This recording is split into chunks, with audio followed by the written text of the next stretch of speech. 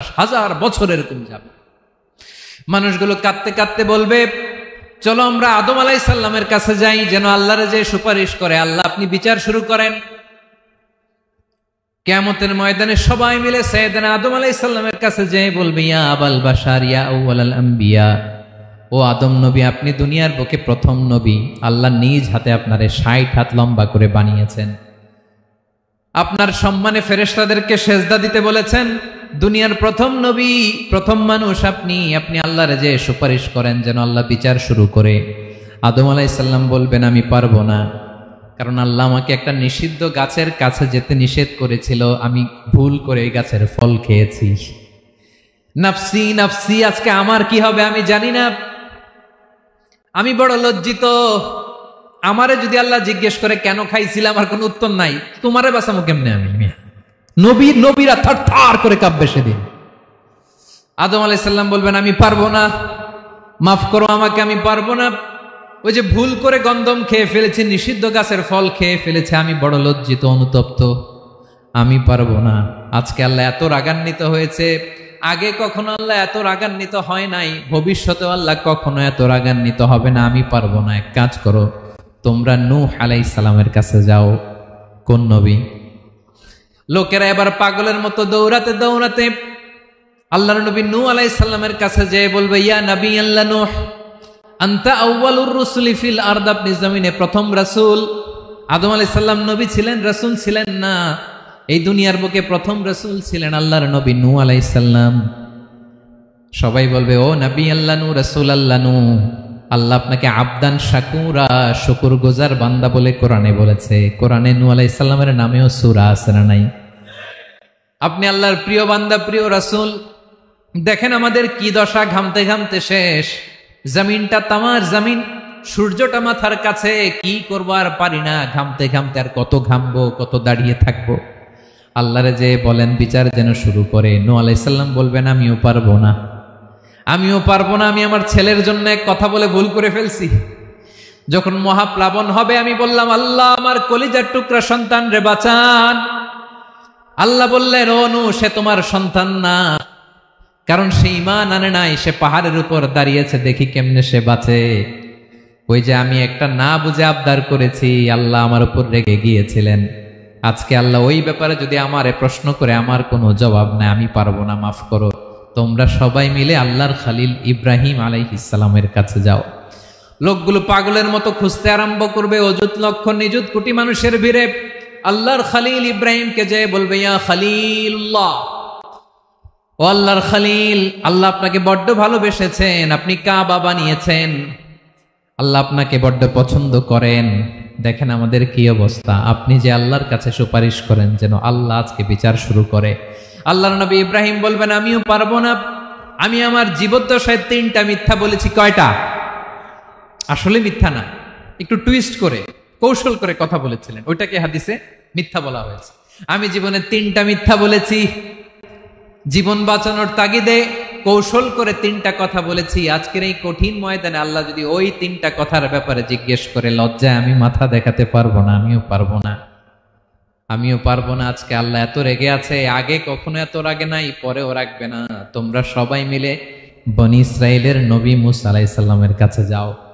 সবাই এবার যাবে মূসা আলাইহিস সালামের কাছে, যেয়ে বলবে, ইয়া নবী আল্লাহ মূসা, আপনি ছিলেন কালিমুল্লাহ, আল্লাহর সাথে সরাসরি কথা বলতেন, রব্বুল আলামিন আপনাকে তাওরাত কিতাব দিয়েছেন, আপনি যে একটু সুপারিশ করেন। আল্লাহর নবী মূসা বলবেন, মাফ করো, আমিও পারবো না, আমি দুনিয়ার বুকে ভুল করে একটা মানুষকে মেরে ফেলেছি। আমি মারছিলাম আদব শিক্ষা দেওয়ার জন্য এক থাপ্পড়, এই থাপ্পড়ে যে ওই লোক মরেই যাবে আমি জানতাম না। আজকে আল্লাহ যদি জিজ্ঞেস করে কেন মারলা, জবাব আছে? ওই লজ্জায় আমি অনুতপ্ত, আমি পারবো না, আমার এই কথা বলো না। আজকে আল্লাহ বড্ড রেগে আছে, আমি পারবো না। তোমরা আল্লাহর নবী ঈসা আলাইহিস সালামের কাছে যাও। কিয়ামতের ময়দানে মানুষগুলো পাগল পাড়া হয়ে আল্লাহর নবী ঈসা আলাইহিস সালামের কাছে যাবে, যে বলবে, নবী ঈসা আপনি রূহুল্লাহ, বাবা ছাড়া আল্লাহ আপনাকে বানিয়েছেন, ইনজিল কিতাব দিয়েছেন, মৃত মানুষকে আপনি জীবিত করতে পারতেন। আজকের এই কঠিন বিপদের দিনে আপনি আমাদের সাহায্য করেন। আল্লাহর কাছে যে বলেন যেন বিচার শুরু করে। ঈসা আলাইহিস সালাম বলবেন, আমিও পারবো না, ইন্নী উবিদতু মিন দুনিল্লাহ, আমার উম্মত খ্রিস্টানেরা আল্লাহরে বাদ দিয়ে আমি ঈসার ইবাদত করেছে। আমার মা ম্যারি আর আমাকে ডাকতো জেসাস ক্রাইস্ট, আমার ইবাদত করেছে। যদিও আমি আমার ইবাদত করতে বলি না, ঈসা আলাইহিস সালামও ইবাদত করতে বলেছেন একজনের, তিনি কে?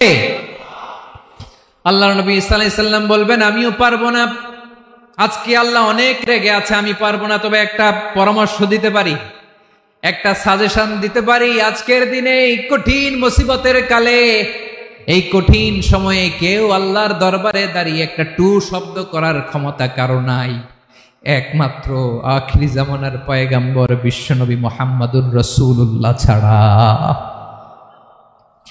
মানুষগুলো এবার আগুনের মধ্যে পানি দিলে যেমনি আগুন নিভে যায়, দাউ দাউ করা হৃদয়ে জ্বলন্ত আগুন তাদের ঠান্ডা হবে, কিয়ামতের ময়দানে ওই বিভীষিকাময় সময়ে মুসিবতের কালে মানুষগুলো পাগল হয়ে বিশ্বনবীকে খুঁজতে আরম্ভ করবে।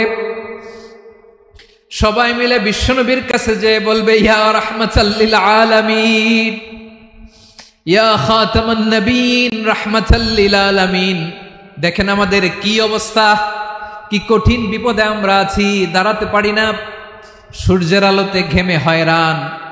আজকে কেউ সুপারিশ করতে পারবে না, সব নবীরা অপারগতা স্বীকার করেছে, তারা বলেছে আপনি ছাড়া কেউ নাকি আল্লাহর সামনে দাঁড়াতে পারবেন না, আপনি একটু সুপারিশ করেন। বিশ্বনবী বলবেন আসো আসো, আজকের দিনে আমি ছাড়া আল্লাহর সামনে কেউ দাঁড়াতে পারবে না। বিশ্বনবী মাকামে মাহমুদে যে আল্লাহু আকবার বলে সিজদায় লুটিয়ে পড়বেন, আল্লাহ রাব্বুল আলামিন বিশ্বনবীকে এমন কিছু চমৎকার শব্দ শিখাবেন, ওই শব্দগুলো দিয়ে আল্লাহর প্রশংসা করে বিশ্বনবী কাঁদতে আরম্ভ করবেন।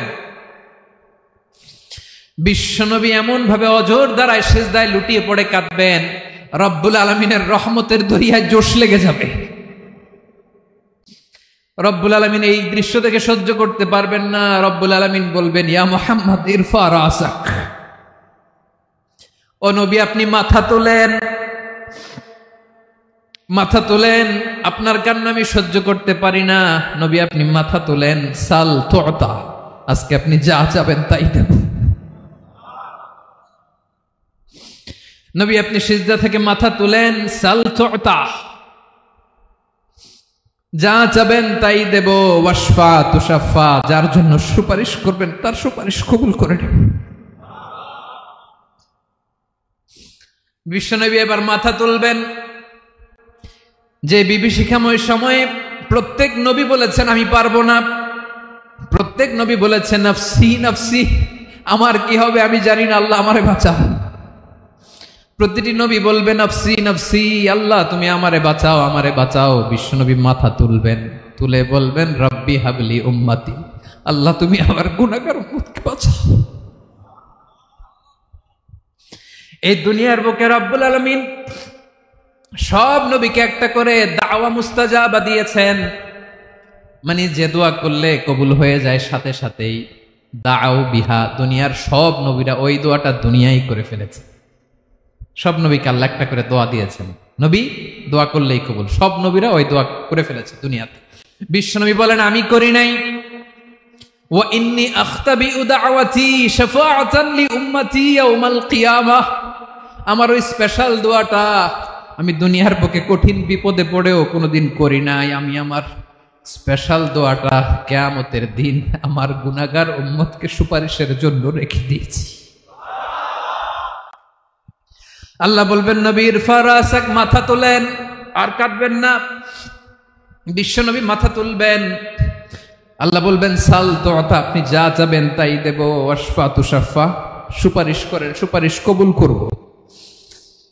বিশ্বনবী বলবেন আল্লাহ ওই স্পেশাল দোয়াটা দুনিয়াতে করি নাই, আজকে আমি তোমার দরবারে দাঁড়িয়ে কিয়ামতের দিন ওই দোয়াটা করছি। আল্লাহ আমার যে উম্মতের হৃদয়ে যাররা পরিমাণ ঈমান আছে, আমার একটা উম্মতকেও তুমি জাহান্নামে ঢুকাতে পারবা না।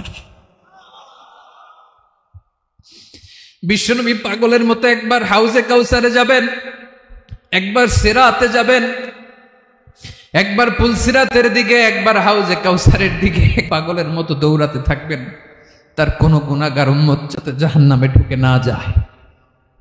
সেদিন কেউ সুপারিশ করতে পারবে না বিশ্বনবী ছাড়া। এজন্য ৫ নম্বর আল্লাহ বললেন মান যাল্লাযী ইয়াশফাউ ইনদাহু ইল্লা বিইযনিহি। কার সাহস আছে, কার এত বড় বুকের পাটা কিয়ামতের কঠিন দিন আল্লাহর সামনে দাঁড়িয়ে সুপারিশ করবে? কারো ক্ষমতা নেই, কারো ক্ষমতা নাই। বিশ্বনবী সেদিন সেজদায় পড়ে উম্মতের জন্য কাঁদবেন, সবাই কাঁদবে, নফসি নফসি, আল্লাহ আমারে বাঁচাও, আল্লাহ আমারে বাঁচাও। বিশ্বনবী বলবেন উম্মতি উম্মতি। বিশ্বনবী আমার জন্য কাঁদবেন, আপনার জন্য কাঁদবেন, আমাদের জন্য সেদিন কেঁদে কেঁদে জাহান্নামের দরজায় দাঁড়িয়ে আমাদেরকে টেনে টেনে জান্নাতে ঢুকাবেন। এজন্য এই বিশ্বনবীর ভালোবাসা যেন আমাদের হৃদয়ে ভরপুর থাকে। আমার ভাইয়েরা, প্রতি শুক্রবার বিশ্বনবীর উপরে বেশি বেশি যেন আমরা দুরূদ পড়ি। আমরা যখন বিশ্বনবীর সালাম দেই, দুরূদ পড়ি, একদল স্পেশাল ফেরেশতা আছে যারা বিশ্বনবীর দুরূদটা নিয়ে সরাসরি বিশ্বনবীর রওজায় যায়, যে বলে অমুকের বেটা অমুক আপনারে সালাম দিয়েছে। বিশ্বনবী নিজ কবরের থেকে নিজেই সালামের উত্তর দেয়। বিশ্বনবীর ভালোবাসা যেন আমাদের হৃদয়ে থাকে, বিশ্বনবীর সুন্নাহ দিয়ে যেন আমাদের জীবনটাকে সাজাই। পারা যাবে ইনশাআল্লাহ? বিশ্বনবীর ভালোবাসা ছাড়া কেউ জান্নাতে ঢুকতে পারবে? বিশ্বনবীর পক্ষে আমরা বলবো, বিশ্বনবীর পক্ষে আমরা লিখবো, বিশ্বনবীর জন্য আমরা আমাদের কলিজার রক্ত বিলিয়ে দিব। ঠিক